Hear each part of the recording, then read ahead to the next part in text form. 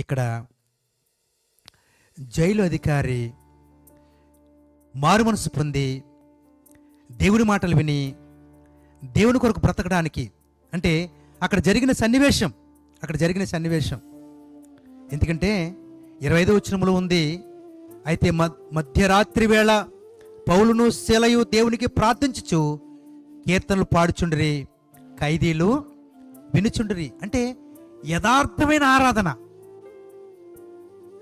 మనస్సుతో ఆరాధిస్తున్నారు వాళ్ళు. వాక్యమైనటువంటి సత్యమైనటువంటి దేవుని మాటల్ని పాటలుగా పాడుకుంటున్నారు, వాక్యాన్నే పాటలుగా పాడుతున్నారు.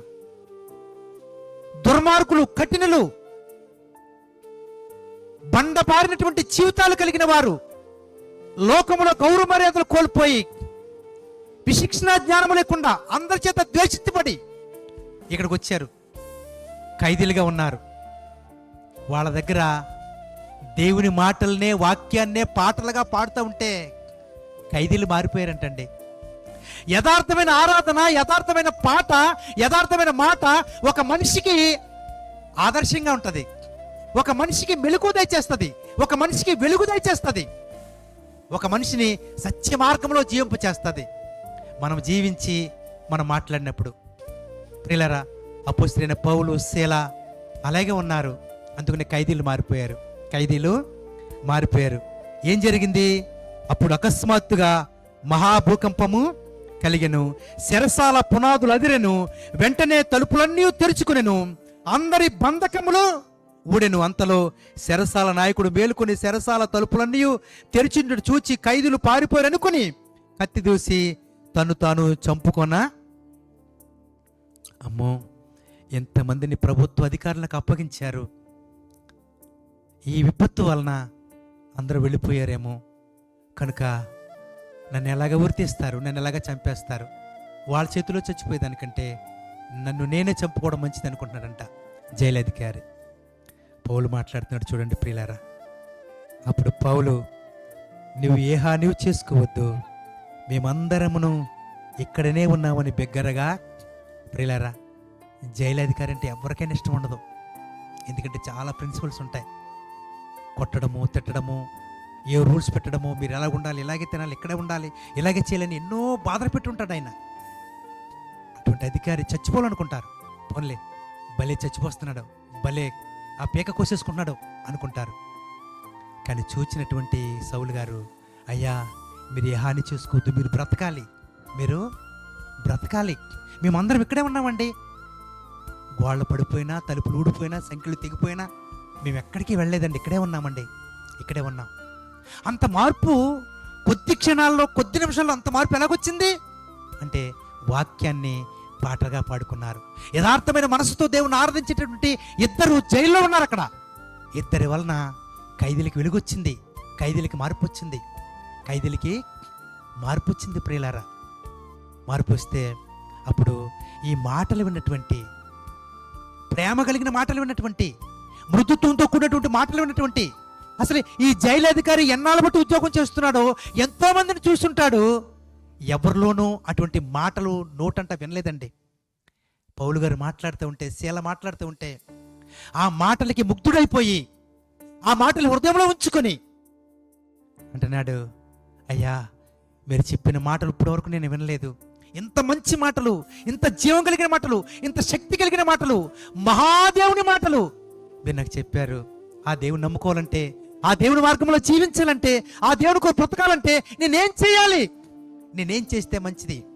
చూడండి అక్కడ 30వ వచనంలో, వారిని వెలుపులకు తీసుకుని వచ్చి, అయ్యలారా రక్షణ పొందుటకు నేనేమి. ప్రియులారా, ఒక జైలు అధికారి ఖైదీలుగా ఉన్నటువంటి, దెబ్బలు తిని రక్తాలు కారుతూ సంఖ్యలతో ఉన్నటువంటి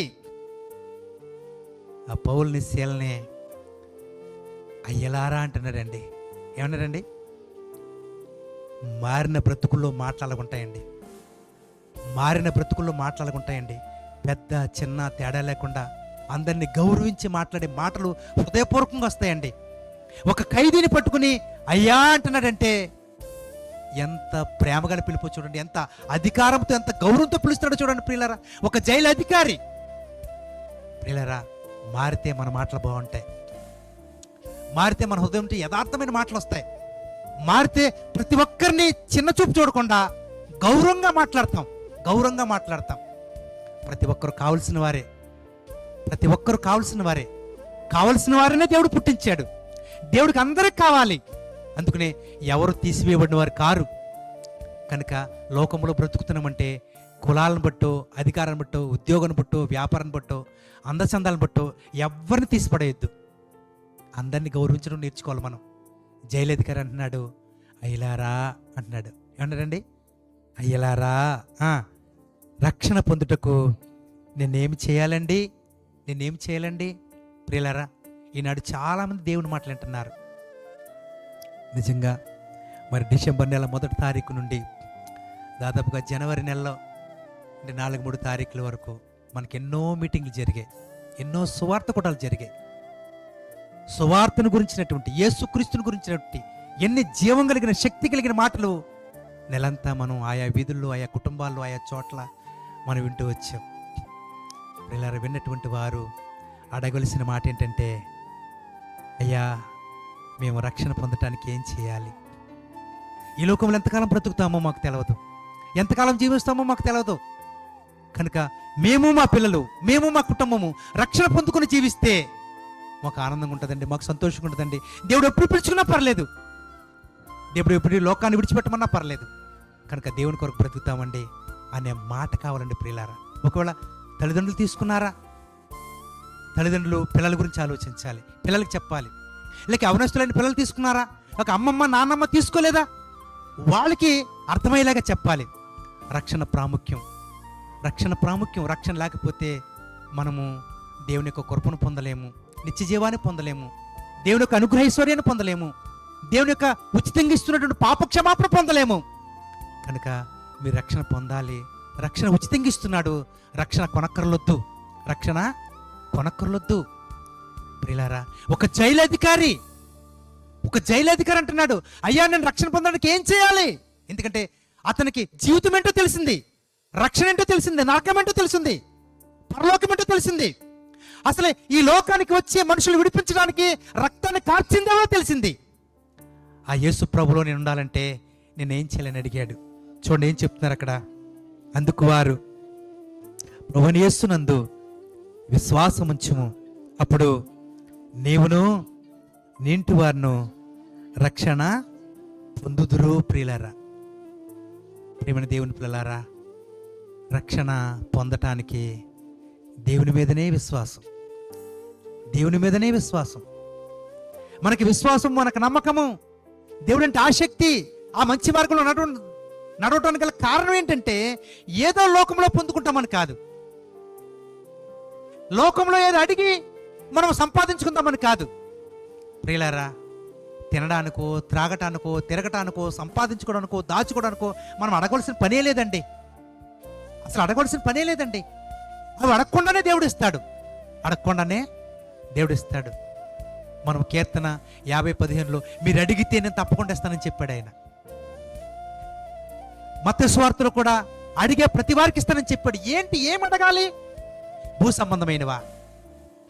సంబంధమైనవా కాదండి, ఆత్మ సంబంధమైనవి, మనకు ఆనందాన్ని కలిగించేవి, మనకు మనశ్శాంతిని కలిగించేవి, మనకు నెమ్మదిని కలిగించేవి, మనం చనిపోయిన తర్వాత మన పరలోకానికి తీసుకెళ్లేవి, మనం బ్రతుకుండగా మన కుటుంబానికి ఆదరణ కలిగించేవి, అవి అడగాలి దేవుణ్ణి. నేను, నా కుటుంబం. యెహోషువ అంటాడు, మీరు ఎవరు ఎలాగున్నా పర్వాలేదు, నేను, నా కుటుంబం జీవాధిపతి అయినటువంటి, నాకు రక్షణ ఇచ్చినటువంటి, నన్ను నిలబెట్టినటువంటి, నా కుటుంబాన్ని కట్టినటువంటి ఆ దేవుణ్ణే ఆరాధిస్తాం. అది అడగటం ప్రియులారా. అలాగే అడిగాడు ఆయన, అలాగే జీవించాడు ప్రియులారా. ఇక్కడ జైలధికారి కూడా అంటున్నాడు, రక్షణ పొందటానికి నేనేం చేయాలంటే అంటున్నాడు, యేసు ప్రభునందు విశ్వాసం ఉంచు చాలు. యేసు ప్రభునందు విశ్వాసం ఉంచు, అప్పుడు మీరు రక్షణ పొందుతారు. అంటే